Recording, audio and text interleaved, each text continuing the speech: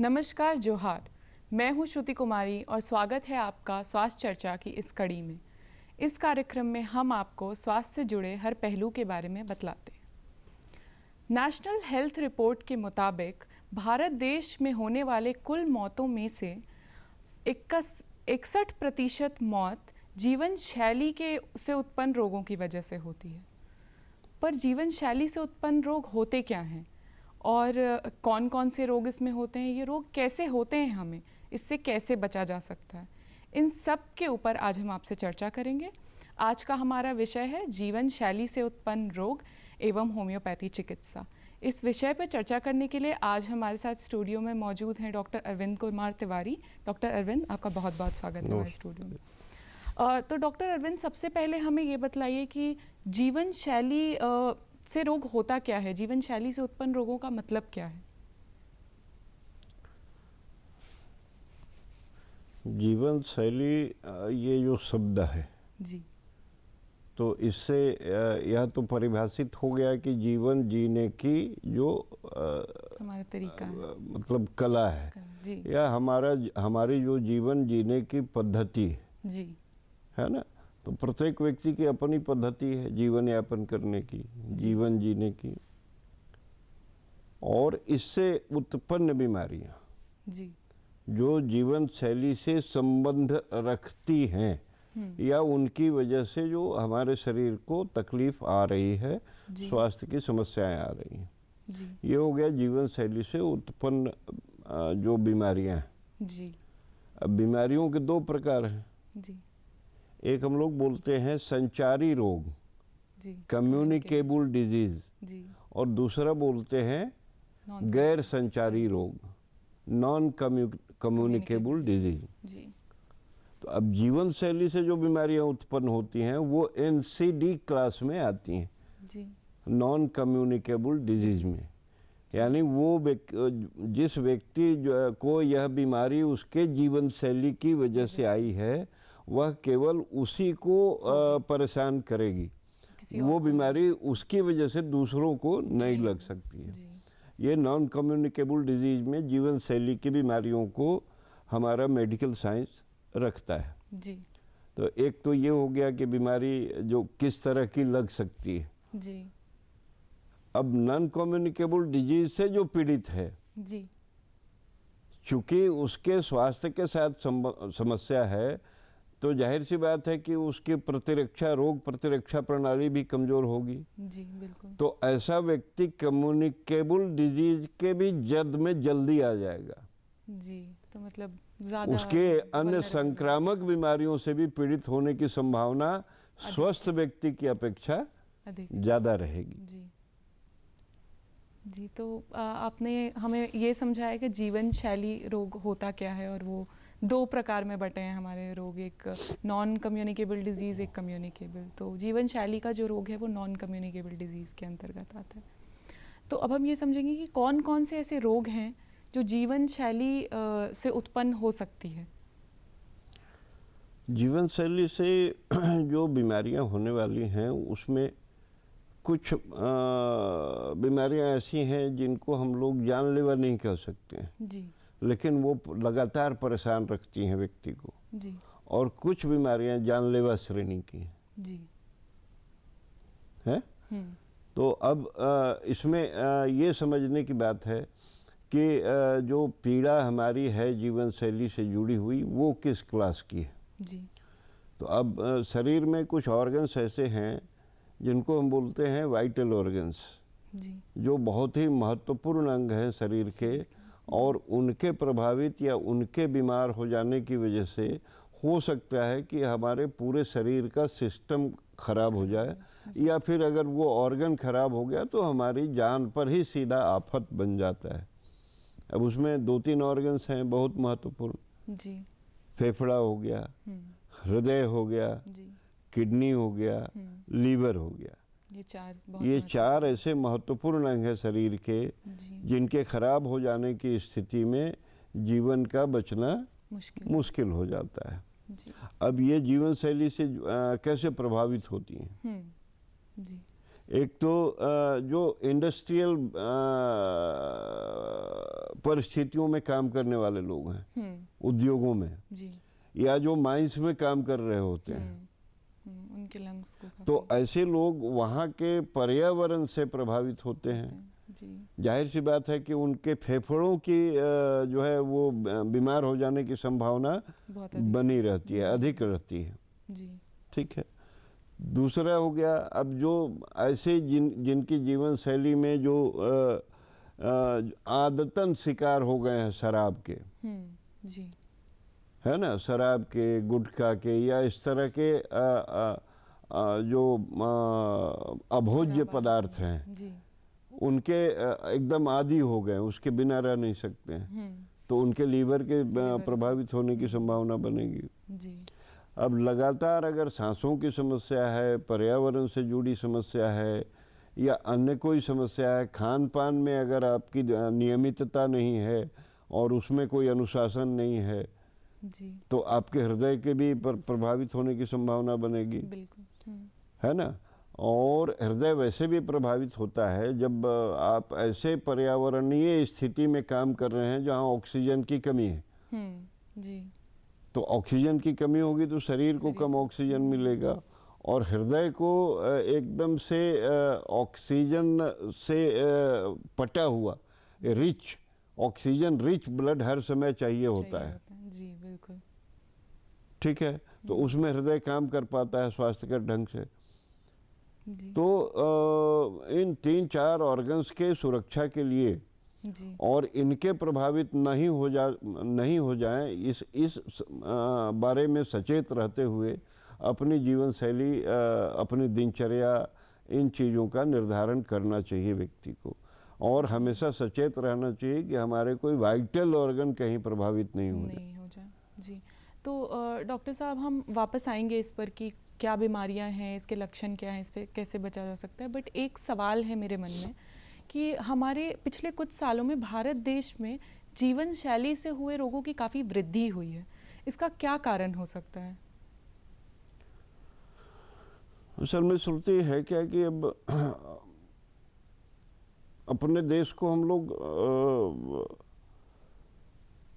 आर्थिक तौर पर जो है वो दोनों 2-3 क्लास में बांट सकते हैं जी, उसी तरह बीमारियां भी 2 क्लास की होती हैं जी, जीवन शैली में गरीबों की अलग बीमारियां, अमीरों की अलग बीमारियां, जी, है ना।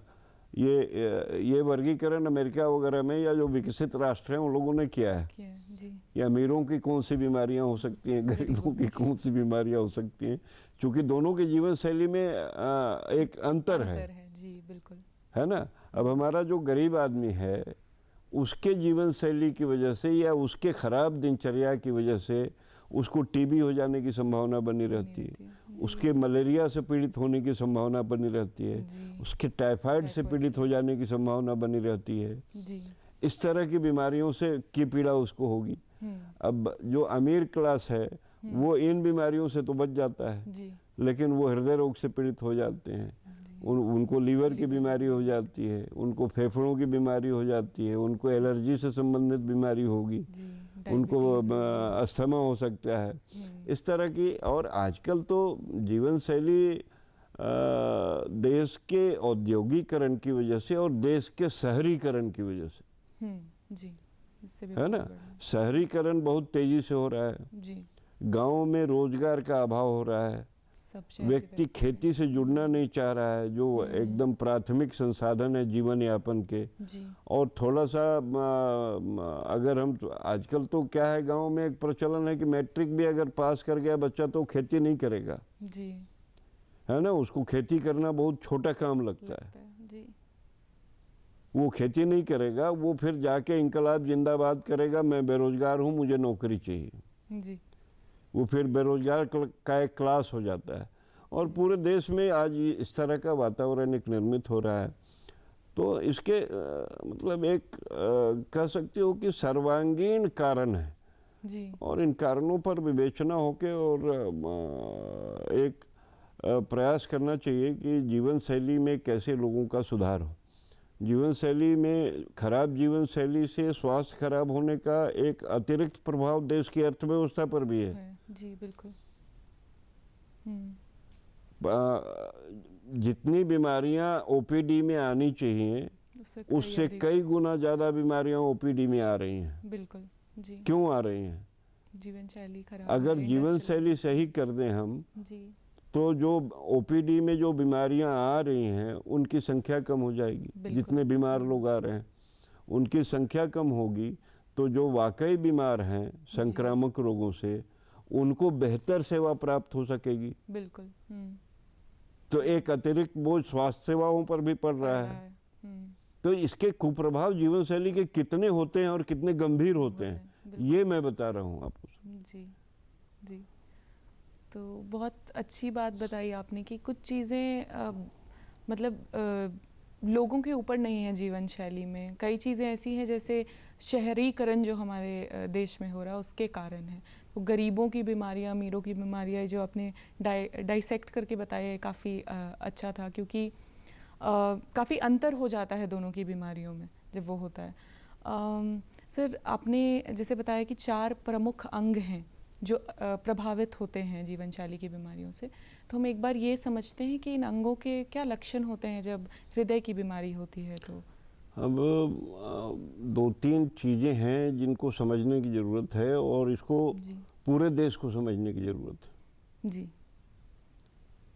कि जीवन शैली में एक अनुशासन और एक बेहतर ढंग से जीवन शैली का निर्माण कैसे किया जा सकता है। बिल्कुल।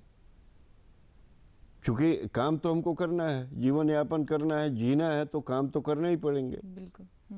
बिना काम के तो रह नहीं सकते हैं। लेकिन स्वास्थ्यकर परिस्थितियों में और अपने सराउंडिंग में, अपने इर्द गिर्द का जो पर्यावरण है वो स्वास्थ्य के अनुकूल कैसे रखें हम जी।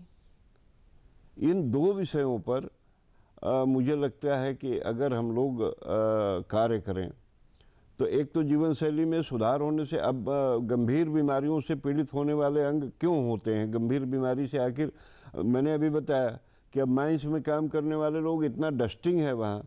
आप शहरों में देखती हो, अभी मैंने 20 वर्षों पहले एक अखबार की रिपोर्टिंग पढ़ी थी, अभी तो 20 वर्ष बाद क्या हालत होगी। एक एवरेज कैलकटियन, कलकत्ता की ये रिपोर्ट थी कि एक नॉन स्मोकर कैलकटियन जो सिगरेट नहीं पीता है वो 40 सिगरेट के बराबर धुआं इनहेल करता है। जी। तो उस रिसर्च रिपोर्ट में ये था कि जो स्मोकर्स हैं उनको 40 प्लस करके काउंट करना चाहिए जी। 40 तो आप वैसे पी रहे हैं जब आप सिगरेट नहीं पी रहे हैं, और जब आप पी रहे हैं तो 40 प्लस तो आप जब पी रहे हैं तो 40 में जोड़िए उसको जी। क्योंकि तो ये जो महानगरों, आप 20 साल पहले महानगर की ये स्थिति बता रहा हूँ मैं जी, और आज तो हमको लगता है कि वही स्थिति हमारे रांची में बन गई है। बिल्कुल। आप सड़क में चलो, कितना डस्ट और कितना स्मोक आप इनहेल कर रहे हो।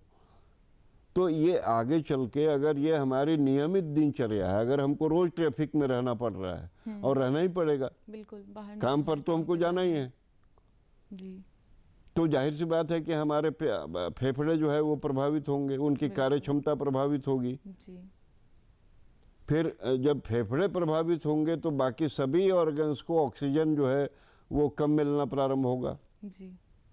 फेफड़े की एलर्जी हो सकती है, दम्मा हो सकता है, कफ खांसी हो सकती है, कुछ भी हो सकता है।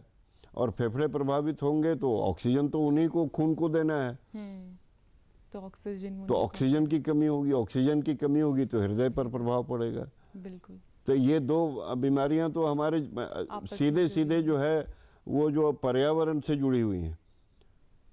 अब कोविड ने कम से कम एक चीज तो हमको सिखाया।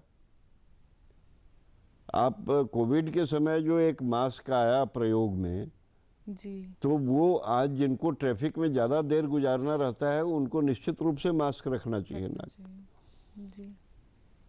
तो ये चीज़ें हैं। लीवर जो है वो सीधे हमारे खान पान से संबंधित है।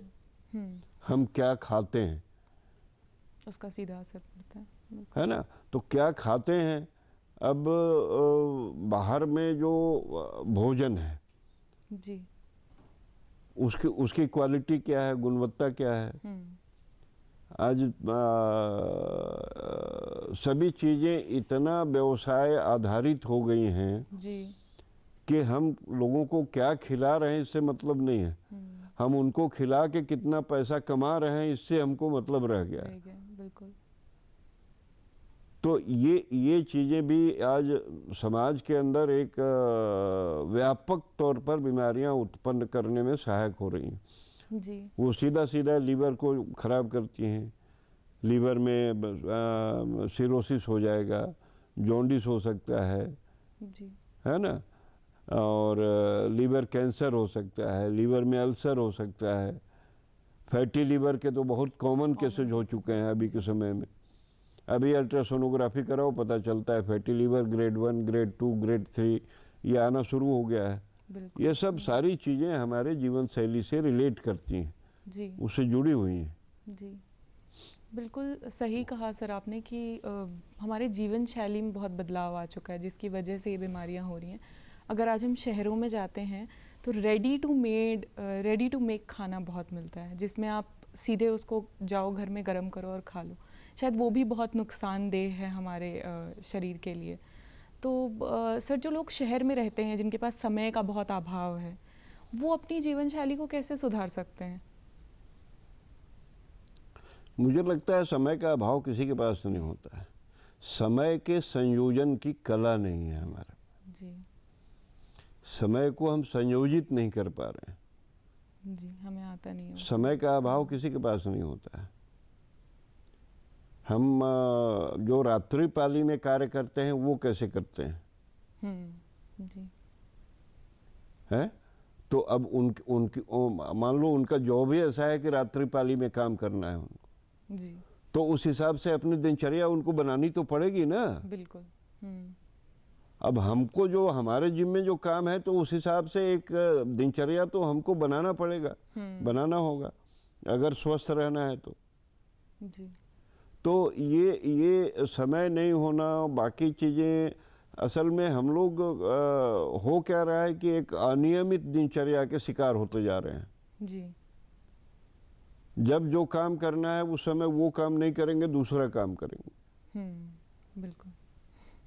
तो इन चीज़ों की वजह से जो एक अस्त व्यस्त स्थिति है इससे निजात पाना पहली आवश्यकता है। जी अपने को अस्त व्यस्त मत रखिए, एक डिसिप्लिन लाना, व्यस्त रखिए, अस्त व्यस्त मत होइए। जी क्योंकि व्यस्त रहना भी एक स्वस्थ जीवन शैली का हिस्सा है। मानसिक रूप से भी अगर हम व्यस्त नहीं हैं तो वो भी हमारे जीवन शैली को प्रभावित करता है। बिल्कुल। तो व्यस्त रहना अच्छा है, अस्त व्यस्त होना अच्छा नहीं है। जी तो एक तो वो हो गया कि अपनी जीवन शैली ठीक करें। दूसरा कि एक अपने हर एक कार्य में प्रसन्नता के कारण ढूंढें। हम पढ़ाई कर रहे हैं तो, हम कहीं काम कर रहे हैं तो सभी चीज़ों में एक आनंदमय वातावरण बनाए रखें और आनंद के साथ उस कार्य को करें। जी बोझ नहीं समझें, अंडर प्रेशर कोई काम करने की आदत नहीं डालें। बिल्कुल। हम जो कर रहे हैं और हमको करना ही है तो उसमें आनंद आना चाहिए ना। जी है मजे आने चाहिए जो भी काम। हाँ, तो अंदर से आत्मा को दुखी नहीं करना। बिल्कुल। दुखी मन से कोई कार्य संपादित नहीं करना। अपने को आंतरिक रूप से भी प्रसन्न रखना और अपने सराउंडिंग को, अपने जो इर्द गिर्द जो घेरा है उसको भी प्रसन्न रखना, प्रसन्न चित्त रहना, प्रसन्नता बांटना, ये स्वस्थ जीवन शैली का सबसे बड़ा एक हिस्सा है। आप प्रसन्न नहीं रहेंगे, मानसिक तौर से पीड़ित रहेंगे तो आपके कार्य भी प्रभावित होते हैं। जी बिल्कुल। आपकी प्रोडक्टिविटी, आपकी उत्पादकता प्रभावित होती है। जी जी। तो एक तो ये हो गया कि अपनी जीवन शैली में मुझे लगता है कि थोड़ा सा एकदम छोटा छोटा सुधार अगर हम लोग करना शुरू कर दें तो किसी भी पर्यावरण में, महानगर में रह के भी स्वस्थ रहा जा सकता है। तो एक जैसे आपने बोला आनंद में ही रहना, तो वो मेंटल हेल्थ से भी जुड़ा हुआ है कि हम मेंटली अंदर से अगर जितने हमारा हेल्थी माइंड से जुड़ा हुआ है। जी हमारा हेल्थ भी माइंड से जुड़ा हुआ है और हमारा माइंड भी हेल्थ से जुड़ा हुआ है। अब पेट में हर समय मान लो मीठा मीठा मीठा मीठा दर्द हो रहा है जी। हैं और काम कर रहे हैं तो काम में मन नहीं लगेगा। बिल्कुल जी। है तो सर आपने ये चीज़ें बताई, मैं ये समझना चाह रही हूँ कि क्या कुछ चीज़ें हैं जो हमारे दिनचर्या में हमको जोड़नी चाहिए। आपने बोला एक डिसिप्लिन लाइफ होना बहुत ज़रूरी है, अस्त व्यस्त ना हो हमारा जीवन, व्यस्त हो पर एक सही तरीके से हम अपना पूरा दिनचर्या बनाएं कि किस समय पे क्या काम करना है। इसके देखो एकदम 8-10 फेज हैं श्रुति। जी सर। सुबह का व्यायाम, बिल्कुल।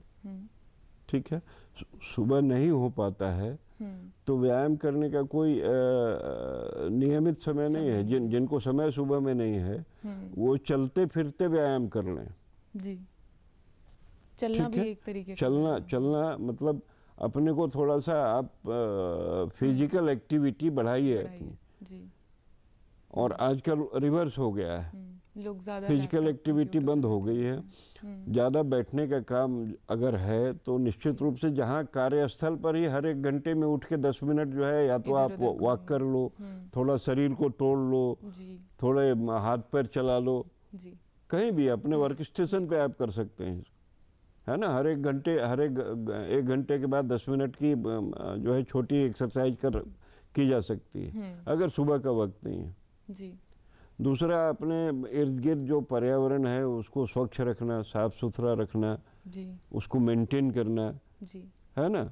तीसरा कि अपने मानसिक स्वास्थ्य पर भी हमेशा ध्यान बनाए रखना, बिल्कुल, कि ये किसी तरह से मतलब एक चिड़चिड़ापन का शिकार तो नहीं हो रहा है, एक अनावश्यक बोझ का शिकार तो नहीं हो रहा है, जी, तो उसको ठीक रखना।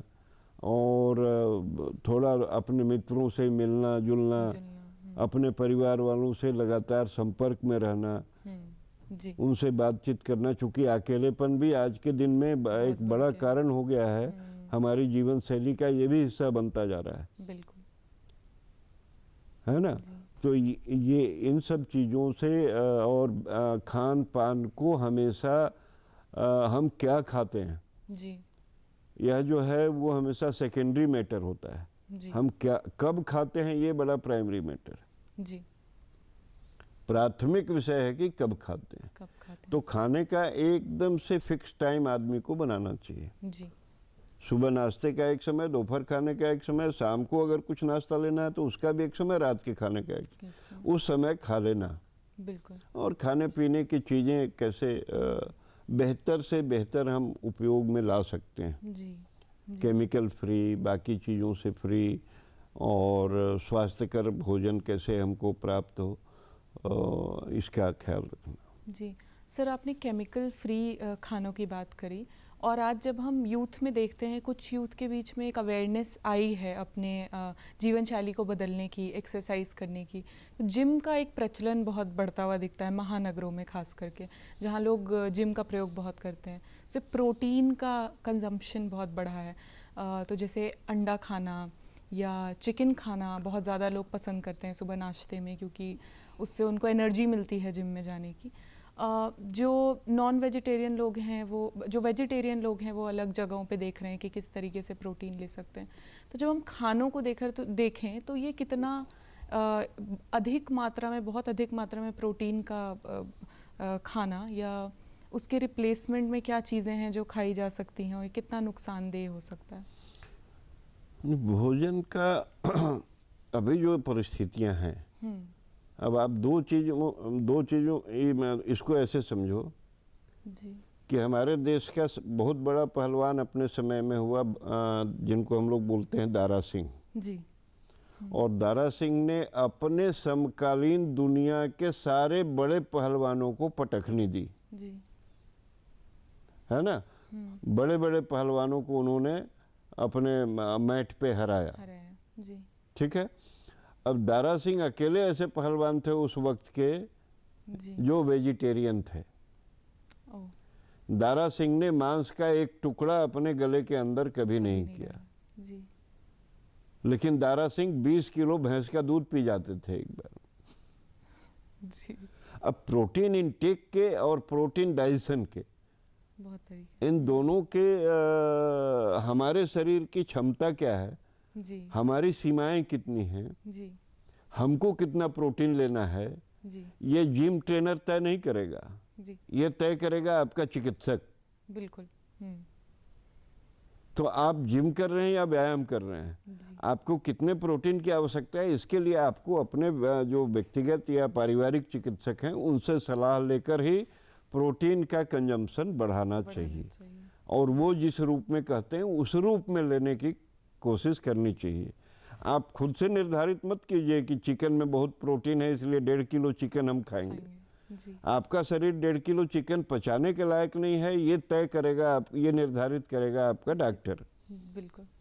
तो बिना चिकित्सक के परामर्श के अनावश्यक रूप से प्रोटीन का सेवन जो है वो सेहत को हमेशा नुकसान देता है जी। तो जो भी अब जिमिंग महानगरों में नगरों में इसलिए बढ़ रहा है कि वहाँ घूमने के खेलने के ऐसे जगहों की जो है कमी है। बिल्कुल। तो जिम एक व्यवसाय के रूप में उभर गया है। बिल्कुल जी। लेकिन आज के युवा वर्ग को यह ध्यान रखने की ज़रूरत है कि अगर उनको अपने फूड में कुछ भी सुधार करना है जी, तो इस तरह के आजकल तो फूड सेक्टर में भी पढ़ाई हो रही है, डिग्री हो रही है जी। तो या तो आप उनसे ले लीजिए ओपिनियन या अपने व्यक्तिगत जो चिकित्सक हैं आप उनसे एक सलाह अवश्य लें कि आपको कितना प्रोटीन चाहिए होगा। जी बिल्कुल। तो धन्यवाद डॉक्टर साहब, आपने बहुत कुछ बताया आज हमें कि किस तरीके से हमारे जीवन शैली में सुधार लाना बहुत ज़रूरी है और व्यायाम एक बहुत ज़रूरी हिस्सा बनाना है हमें अपने जीवन का। फिज़िकल एक्टिविटी एक पार्ट होना चाहिए एवरीडे लाइफ का। तो आज हमें बहुत कुछ सीखने को मिला, समझ में आया कि किस तरीके से बहुत सारे रोग हम अपने आप अपने जीवन से हटा सकते हैं अगर एक डिसिप्लिन लाइफ हम फॉलो करें। तो बहुत बहुत धन्यवाद डॉक्टर साहब आपका हमारे स्टूडियो में आने का। मैं अपने दर्शकों को ये बतलाना चाहूँगी कि दूरदर्शन अब यूट्यूब पे भी अवेलेबल है। डीडी झारखंड के नाम से आप सर्च करके हमारे सारे प्रोग्राम वहाँ देख सकते हैं। साथ ही टाटा स्काई पे चैनल नंबर 1145 पे दूरदर्शन के सारे प्रोग्राम आप देख सकते हैं। तब तक के लिए धन्यवाद। अब आपसे हम मिलेंगे अगली कड़ी में।